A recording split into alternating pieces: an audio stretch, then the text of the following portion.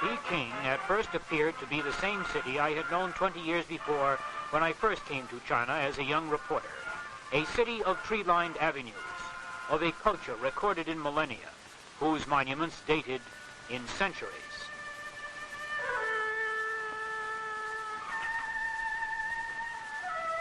But I soon learned Peking was full of new sights and sounds. The parade was just a rehearsal for National Day. It is Communist China's leading holiday. Celebrations go on for 2 days.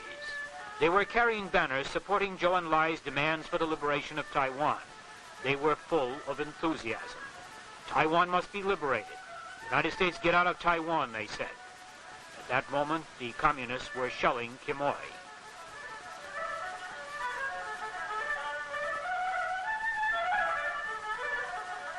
Tiananmen, Peking's Red Square, was quiet. Only a few pedicabs and buses moved around. The Chinese characters say, "Long live the People's Republic of China. Long live the solidarity of the peoples of the world." On National Day, this square would be filled. Hundreds of thousands of Chinese would be on hand to watch. Here the Chinese communists stage their biggest rallies. The men in the street underneath my hotel window were building a sewer. The work went on 24 hours a day. I found out later this was part of a program.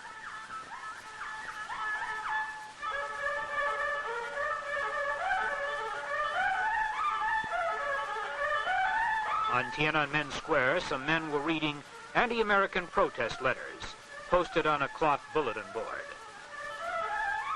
All over the city, propaganda signs and anti-American posters. Hate America, they said, liberate Taiwan. But most of all, they advertised the Leap Forward, a nationwide program affecting all Chinese life, industry, agriculture, even sports. Near Tiananmen, there were some of the militia, including a few girls.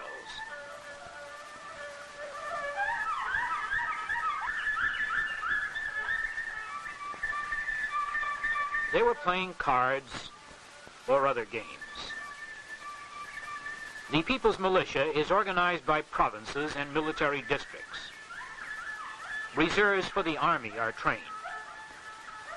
Although all ages 18 to 45 have to serve, most young Chinese enter the militia from the youth organizations. They are indoctrinated in communism. They stand guard, take part in major celebrations, appear on many occasions.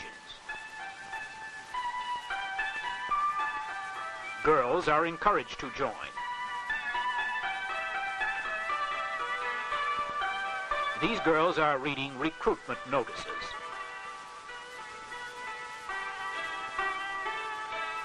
Traffic was filling the streets.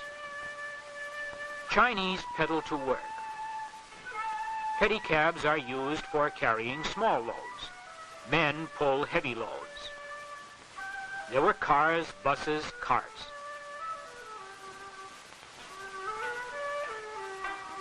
I saw Russian cars which the Chinese have begun to make.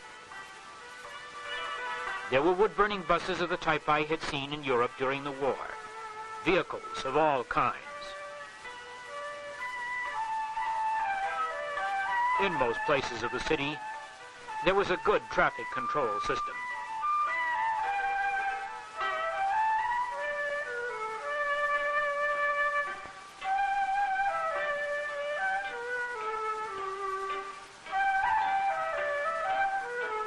This truck was pulling a string of trailers, carrying a load of coke for steel making in the Leap Forward.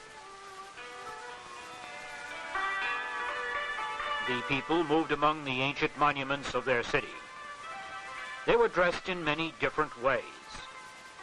Men in uniforms or trousers and shirts.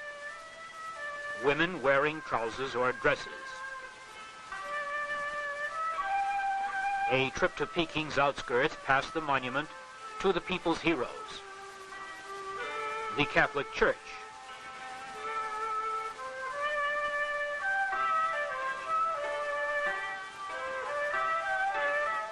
And apartment buildings and government offices.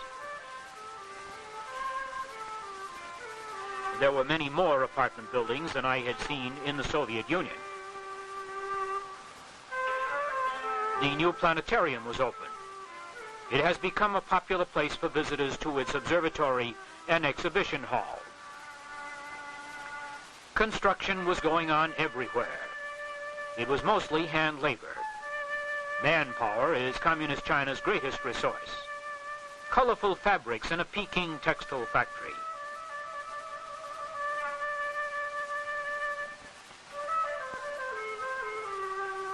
One of 3 in Peking, this modern plant employs many women. 3 7.5-hour shifts daily keep the plant at peak capacity. This was the factory canteen. These girls lived in dormitory rooms nearby. Women get 45 minutes a day away from work to nurse their babies. A new maternity hospital. Part of it is still under construction. Most of Communist China's workers and government employees come under an extensive socialized medical program. A clinic provides on-the-job care.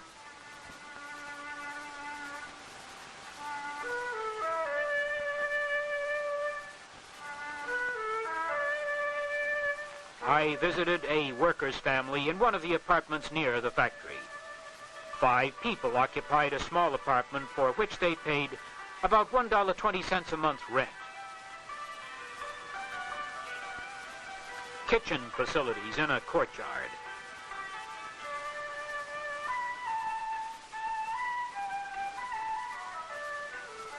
The main hall of the agricultural exhibition.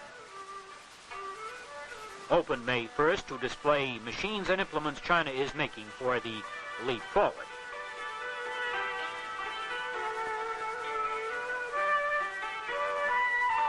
A display of fabrics for export.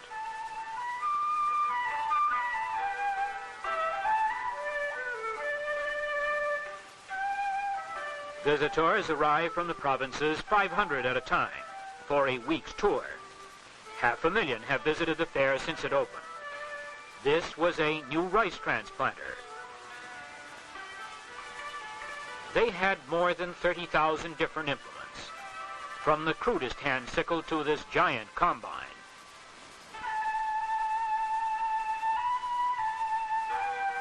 They had more than 170 different types of tractors. Steam, coal burning, gasoline, diesel. They claim to have built many in the last 5 months.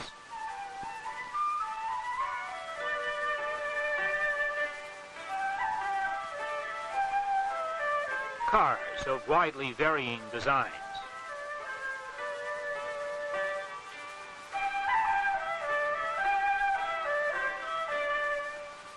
Turbines of all types were on display. Locomotives for China's new railroads. This was the only steam shovel I saw in China. But this was only the beginning, they said. The leap forward was only the first step toward China's advanced economic progress. An exhibition of irrigation machinery ranged from steam power to small gasoline motors, even foot and hand treadle.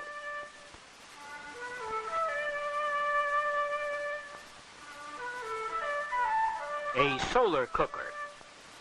It was a featured exhibit. Outside the fairgrounds there was a pool. Here, watched by their waiting elders, children played.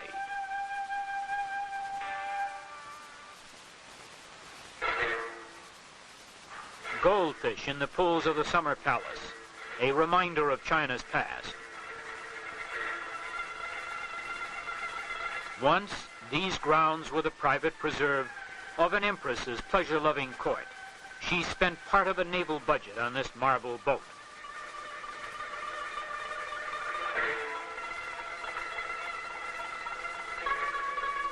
Under the communist regime, these grounds are now a park for China's workers.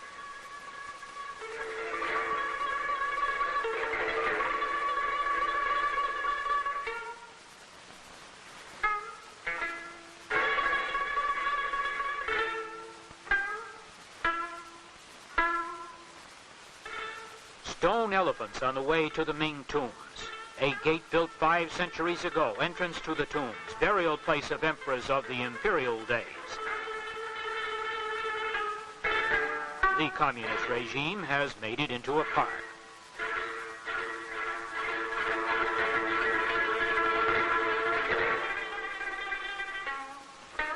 Even put trash boxes in convenient places. Construction of a reservoir near the tombs. They were hoisting the stone with an arrangement of ropes and bamboo poles.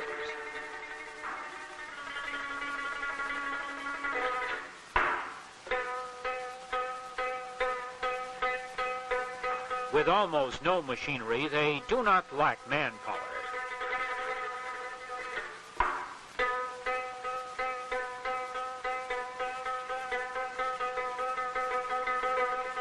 This was staging for a concrete arch bridge. Thousands of volunteer laborers worked here. Many of them were soldiers. A Chinese communist official told me that soldiers are expected to work as well as fight.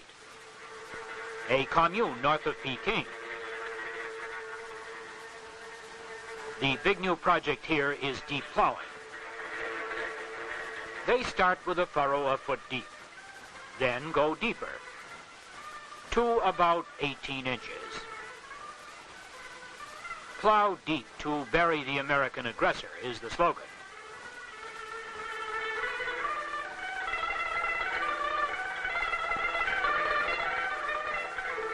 The commune is virtually self-sustaining.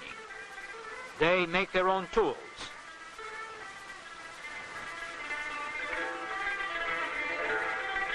They do their own repairs.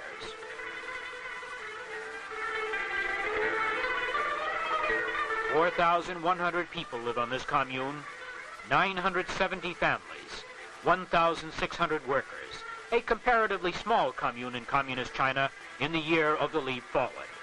Leading crops are corn, millet, vegetables. Their vegetables are excellent.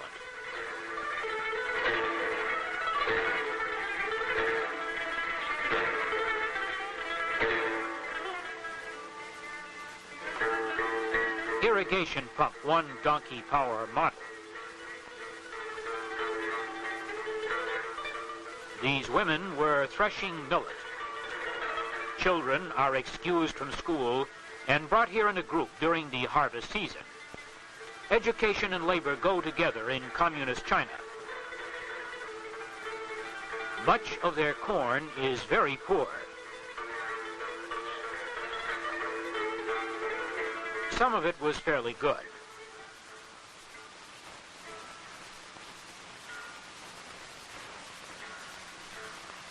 Everyone, young and old, works during the fall harvests.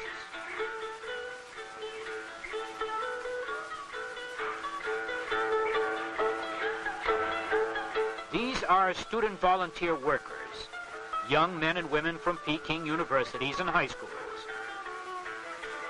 On weekends, they work on farms and roads around Peking. This group had a loudspeaker with news commentaries about Taiwan and commercials about why they should work hard for the Great Leap Forward.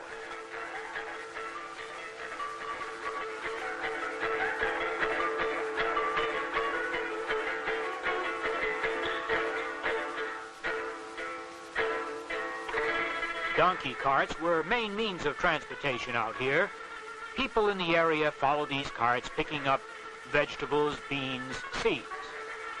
Nothing can be wasted in the leap forward. A trip to the Great Wall took us past rows of workers' apartments.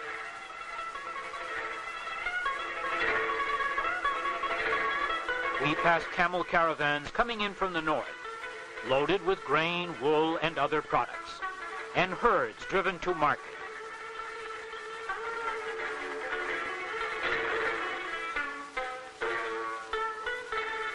How they built it over 2,000 years ago is still a mystery. The regime has restored some of it, made it into a park. There were even signs out here, support the conservation program. With Lin, my interpreter, I climbed the wall. Then I thought of what China's millions are doing today, and its building did not seem so mysterious.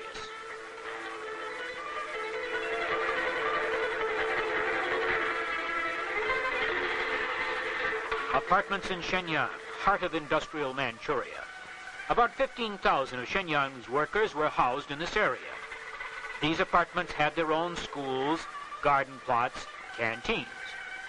Knock on any door, they said. This woman had 6 small children. The family occupied one room. Her husband was a lathe operator in machinery plant number 1. Women have to teach children sanitation. Educate them before the state takes over. This little girl, holding a fly swatter, is proud of her part in the Kill Pests campaign. Shenyang developed during the Japanese occupation when it was called Mukden.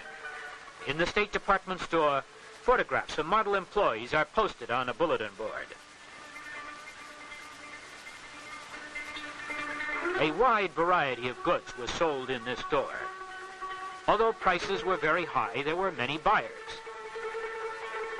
A crowd gathered in the street nearby. They were shooting a movie. Following the new socialist realism in movies, this scene was shot outside.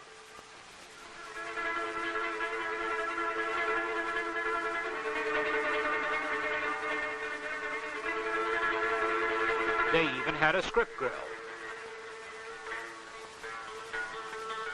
Chinese Communist motion pictures carry much of their propaganda in the Leap Forward campaign.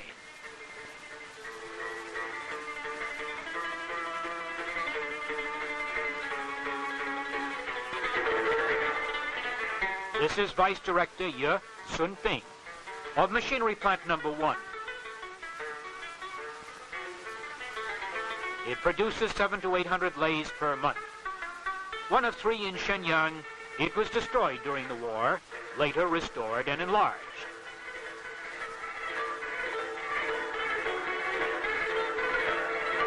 Lathes were based on an East German design.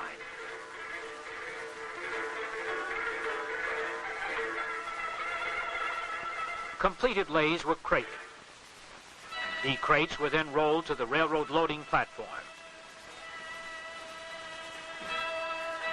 It was all hand labor here.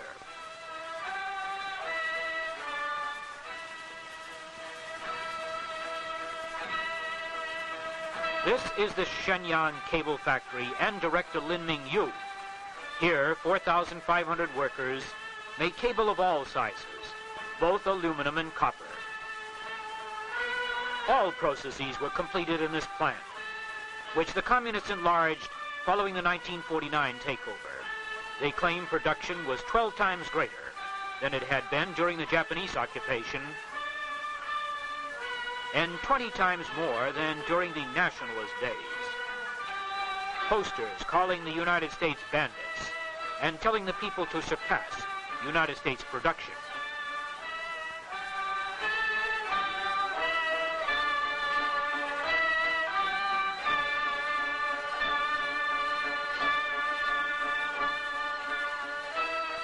Other posters call for production to rise like a Sputnik. This was the plant production chart. Red flags are Sputniks. You're a Sputnik or you're an ox cart. And nobody wants to be an ox cart these days. As in Peking, young students lined up for volunteer labor groups.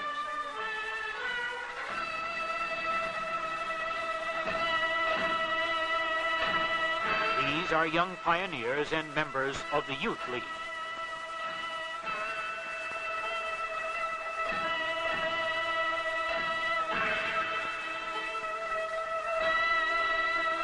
Outside Shenyang, these women moving earth were preparing land for a fire brick factory. The communists have gone all out to get women's interest and participation in all their programs, especially during the Leap Forward.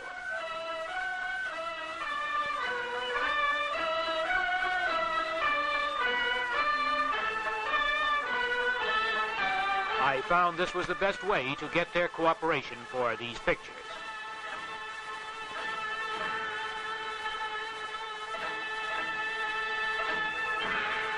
I visited a commune on the outskirts of Shenyang. This was the headquarters of a new commune. It had been founded only 5 days before my arrival. The chairman, Liu Chenyang, 42, headed 60,000 people working about 65,000 acres. 10 factories were also located here. Hogs were the most important product. The chairman told me there were 17,000.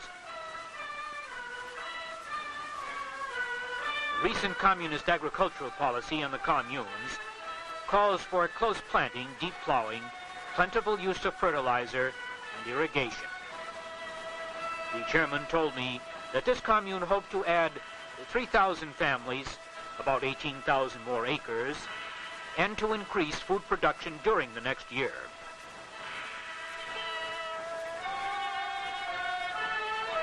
It rained on my return trip. I was stuck fast in Manchurian mud and had to get help from one of the farmers nearby.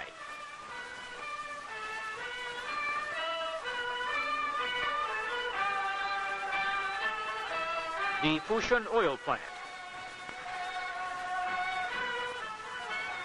Here, oil is extracted from coal. Built in 1928 by the Japanese, destroyed during the war, it was restored and enlarged. The Japanese produced 225,000 tons of petroleum in their best year. 1957 production was 320,000 tons. 1958 goal, 440,000 to catch up with Britain. Chief of Office was Dung Guan. He advised me to put on a mask for my tour of the plant. Young laboratory technicians of the plant staff. They are among the highest paid of the 7,500 workers, which include 500 women. The Fushun open pit mines. Hydraulic mining is much used here.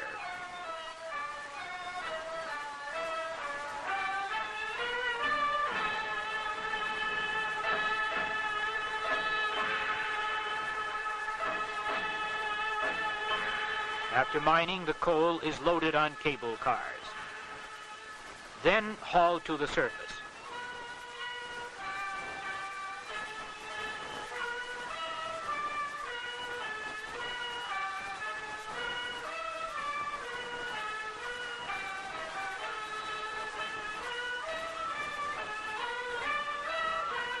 Cars are automatically dumped.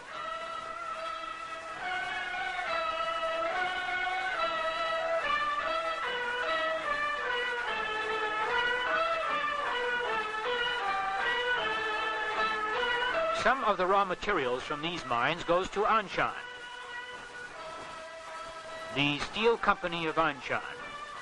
Located 55 miles southwest of Shenyang, it employs over 100,000, including 6,000 women. 1/3 of Communist China's steel production comes from these mills, about 3 million tons a year. Under the leap forward, they are trying to increase this to 4 million tons. Coal comes from the Fushun mines. The plant also has its own department store, canteen, and club. Built during the Japanese occupation, the plant has been restored and enlarged following wartime destruction. All kinds of steel products are made. They have 10 open hearth furnaces. It takes about 8.5 hours to run a batch through during the leap forward, an improvement over earlier production figures.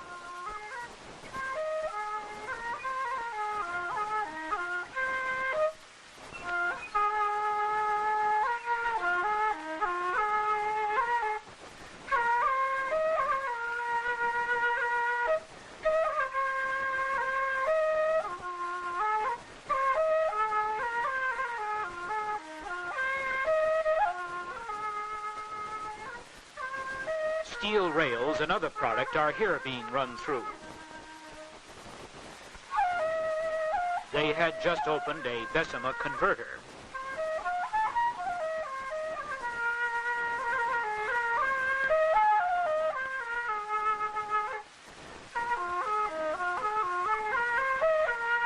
To this production is added the output of many small furnaces like this one. This plant made 30,000 tons of steel a year. And everywhere in China, near industrial plants and on communes, small furnaces have added their output to the big mills.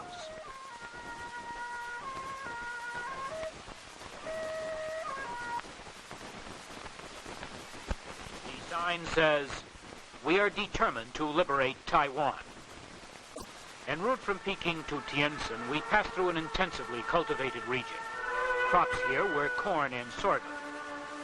As we neared the city, increasing signs of recent industrial growth.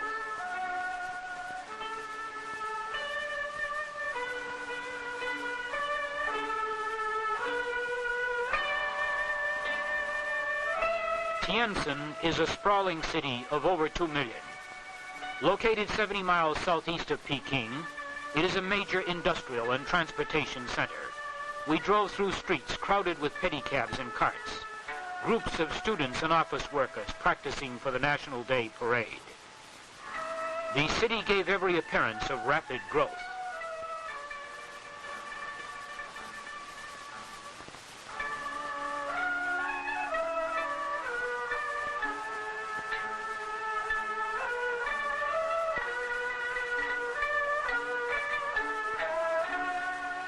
New sewer pipes in the city's outskirts.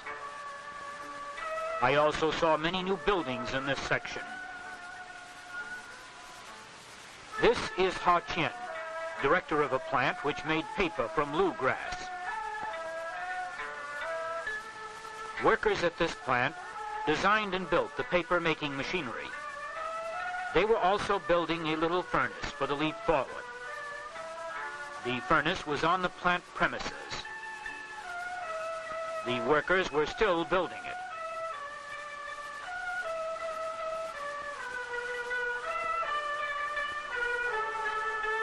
And they couldn't wait to charge it. Just to help in the liberation of Taiwan, they expected to make 14 tons of steel daily in this furnace.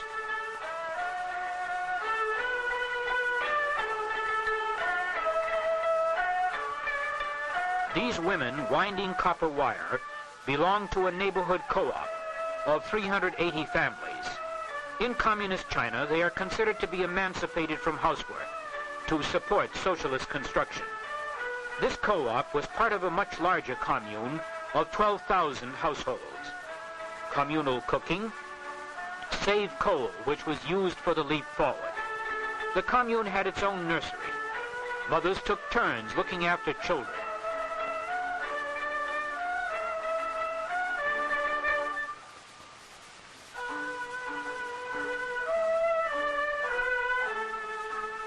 This little boy was singing about the leap forward.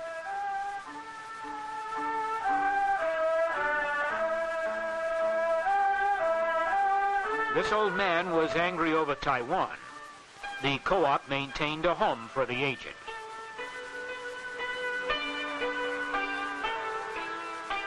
I visited some of the rooms occupied by old people like this woman with bound feet. Quarters were neat and clean with whitewashed walls.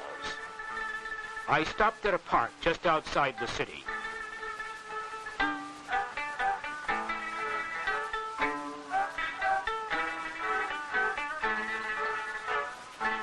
I visited the Tientsin Second Worker Sanatorium. Completed in 1955, the buildings were in the Chinese style. The hospital has 800 beds. Patients organize their own entertainment. All workers in Tientsin are eligible. Patients attend classes. These girls are knitting as they walk in the gardens. Treatment is for mild cases only and lasts 3 to 6 months. South of Tientsin was the Xuanlin State Farm, one of the few in communist China. Everyone exercises at 10 o'clock. This was at the rear of the headquarters.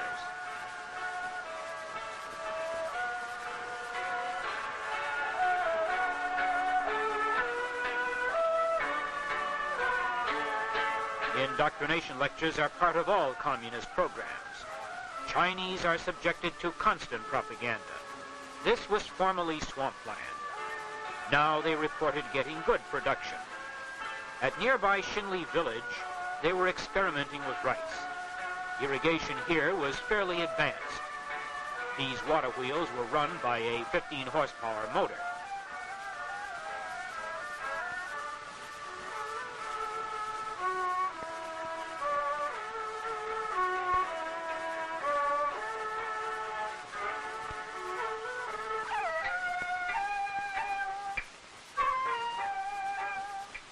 Many visitors come to see the experimental plot where they are working with hybrid rice seeds.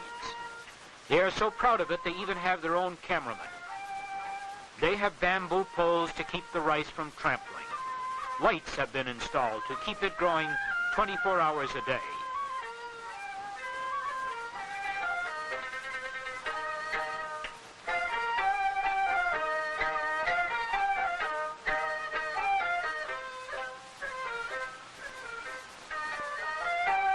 This is the rice they claim is yielding 11,000 bushels an acre.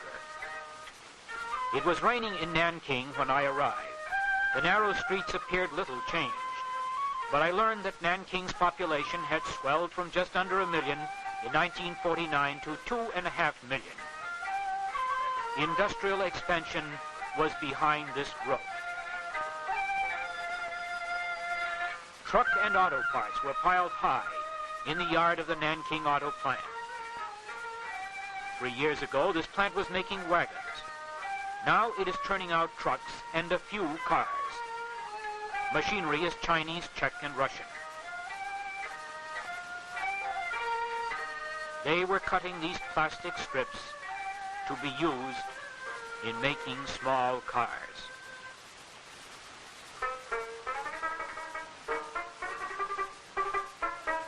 This is Chi Kang. He is the plant manager. 4,000 workers on a primitive assembly line. Many are women. And on the plant grounds, a small furnace was also turning out steel for parts.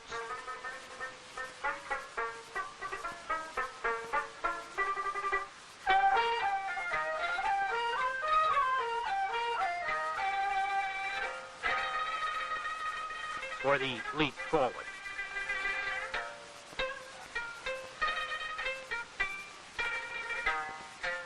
Down the Yangtze to the Nanking Chemical Factory, where 10,000 workers turn out fertilizers and commercial chemicals. We could see the factory as we approached. Workers at this plant had built 80 small furnaces on the plant grounds. Posters with anti-American and Taiwan themes were linked with the leap forward production. This was a Buddhist temple. Within its confines is the shrine of the 10,000 Buddhas. 50 priests take care of the temple and conduct services. This priest told me that quite a few people still worship at the temple. I arrived at the Catholic Church just as Mass ended.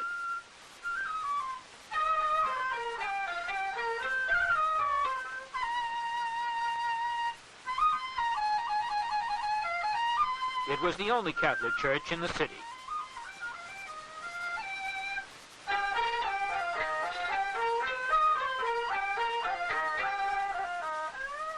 The priest told me that there were 200 or 300 people in the parish.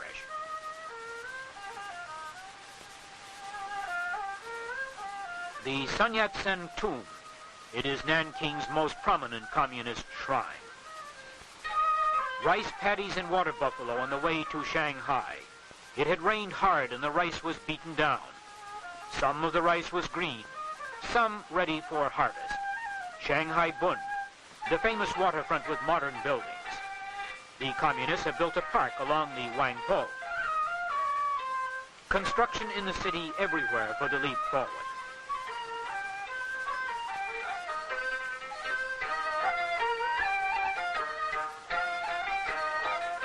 The Sino-Soviet Friendship Building, a cultural center to further the common bond between the two communist giants.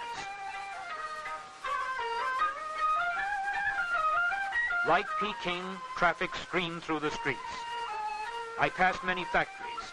I was on my way to visit a fountain pen plant. I was greeted by the manager, Chi Fung Lu. Pens made here, called Hero, were modeled on the Parker 51. Catch up with Parker was the plant slogan. I saw many young workers and students here. This was Chung Kan-chu. He is saying, "Get American troops out of Taiwan." This is the Long Machong Chen Commune.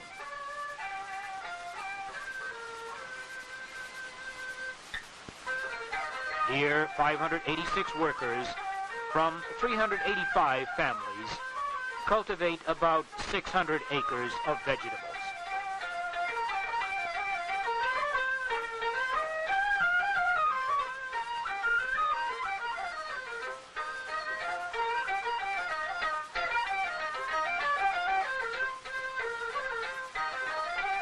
Militiamen to guard the commune gates. There was some mechanization on this commune, but most of the work was done by hand. Tractors were used for deep plowing. They reported 7 to 21 crops of vegetables a year. Compost and fertilizer, both animal and human, was used in this intensive cultivation.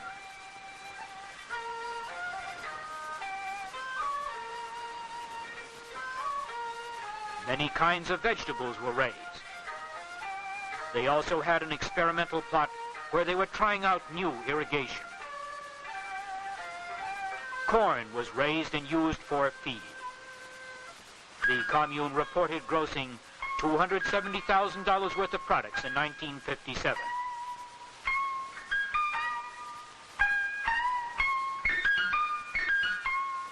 Poultry of all kinds was raised.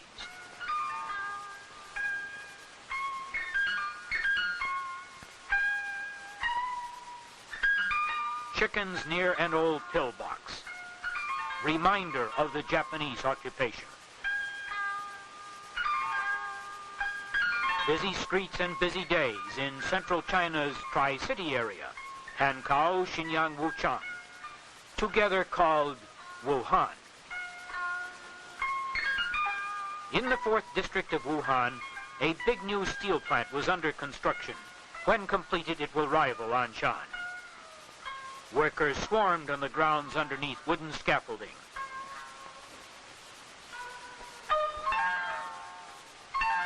They dug and shoveled. They pounded and tamped.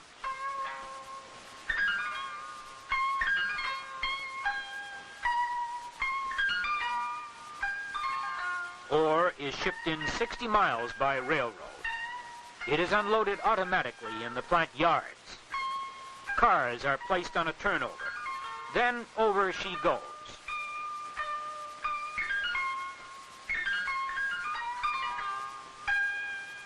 Steel making went on inside the plant while construction continued outside. Their goal was 3.5 million tons of steel a year by 1961. To catch up with Britain, heavy machinery at the plant was furnished by the Soviet Union, and near the plant these new workers' apartments.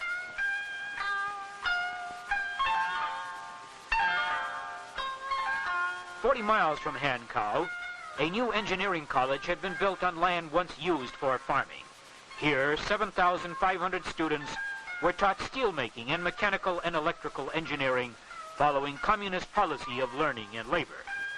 Classrooms are run like factory shops, and under the leap forward, students built lathes and electric motors. Students are also sent to villages to help with technical problems. Purpose of all education in communist China is to build socialism." The Wuhan meat processing plant, also built with Soviet help. Hogs are shipped to this plant from Hubei province, killed with electric shock. 3,000 workers use up-to-date equipment.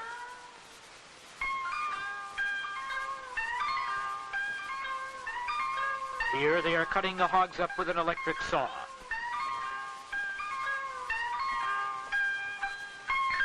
Bladders are used in packing sausages.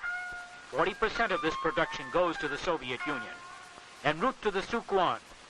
On this people's commune, there are over 60,000 who cultivate about 30,000 acres of cotton, rice, and wheat. They claim production almost doubled in this two-crop region after the organization of the commune. Commune farms challenge each other, and everyone is organized for production.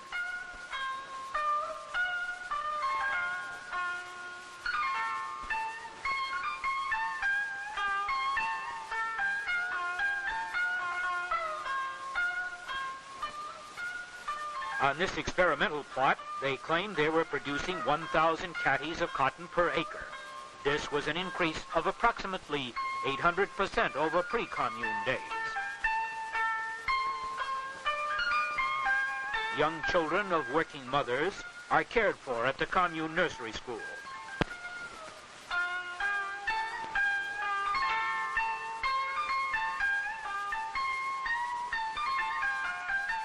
Older children work on the commune where they set their own production goals. The commune was building its own furnaces. They intended to build 5 small factories to produce 8,000 tons of steel a year for commune implements and equipment. The commune also operated its own ore and coal mines. These men and boys were pounding ore.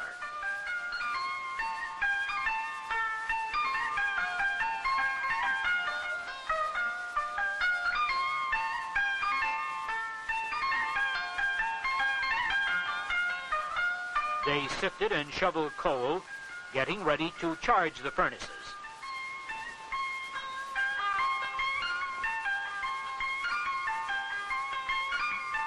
Students of the commune middle school had their own furnace.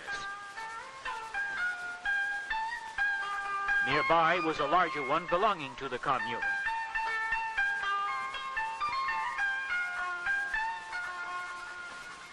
Workers were enthusiastic.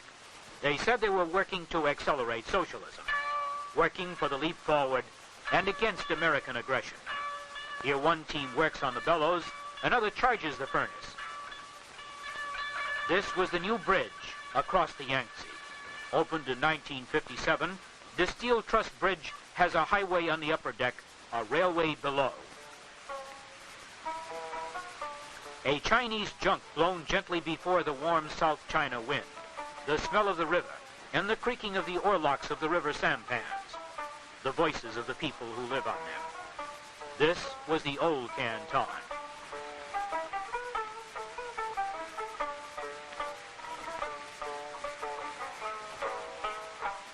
Under the communists, Canton hummed with leap-forward activity.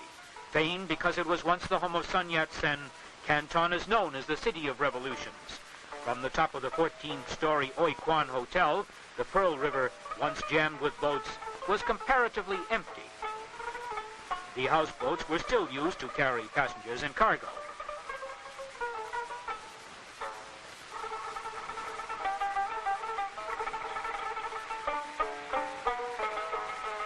Baskets of fruit piled for shipment. Surrounding Guangdong province is a rich breadbasket, and Canton is also the center of an extensive light industry.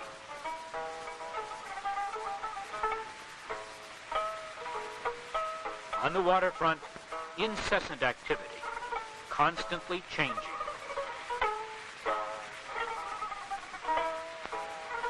This little boy wears a Kapok life preserver. Playing along the waterfront, he may fall into the water, and if he does, the sack will keep him afloat. Excitable and talkative Cantonese are far different from the North Chinese. My interpreter had difficulty in understanding the 3 commonly spoken Cantonese dialects. Under the communists, this colorful waterfront life has changed drastically. Many of the sampan people are being forced to move and live ashore, where the communists can better control them.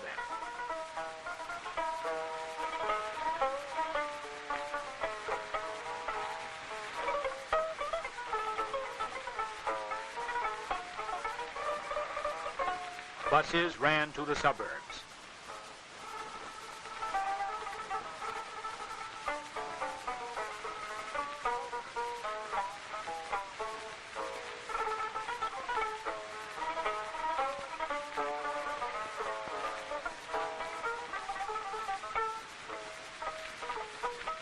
I visited a commune on which vegetables were raised.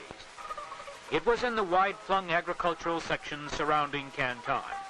This is a 2-crop-a-year region.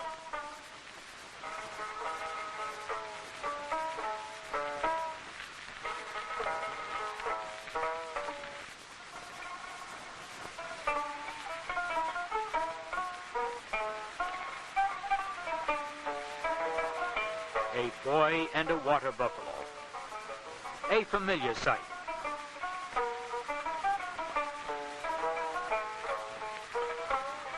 He is spreading manure by hand.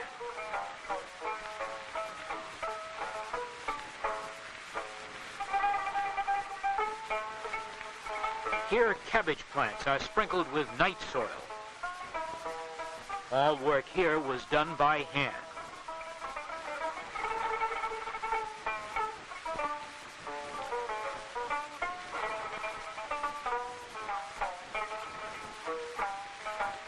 Sowing seeds in China's good earth. The farms here did not look as though they were ready for mechanization. It was difficult to believe that the small plots would lend themselves to the use of machinery. Here, hand labor would probably always remain at a premium.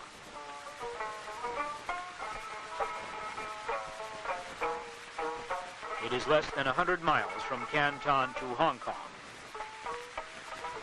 In the new territories outside Hong Kong, the landscape is like that of Guangdong.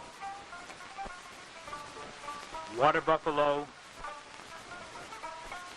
and men and women working in rice fields.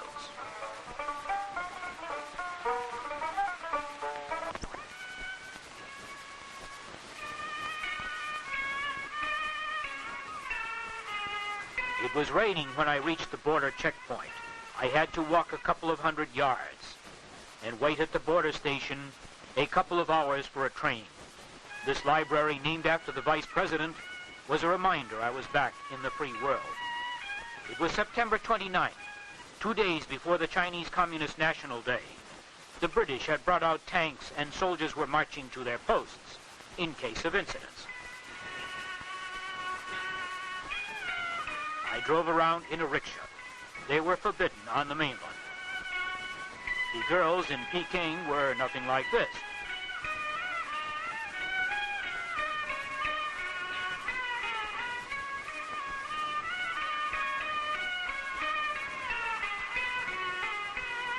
The sky itself seemed brighter, lighter, freer. Down on the bay were the many sounds of a big port. Creaking of Chinese sailing craft, the big boat whistles. My own was among them.